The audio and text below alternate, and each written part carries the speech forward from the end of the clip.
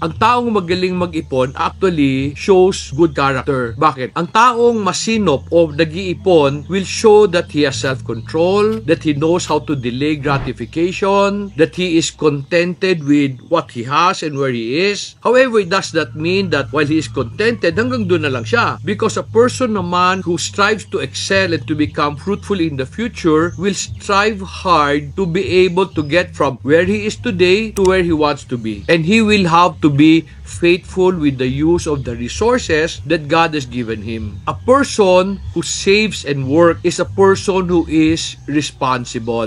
Ikaw ba, magaling kang mag-ipon o magaling kang gumastos? Today, I am sad that most people just have a wrong idea about saving. Meron pa tayong YOLO, meron pa tayong FOMO. Diba, these things force us to spend money that we do not have. Pero meron iba sa atin, magaling mag-ipon. And ulitin ko ha, the willingness of a person to save shows his character.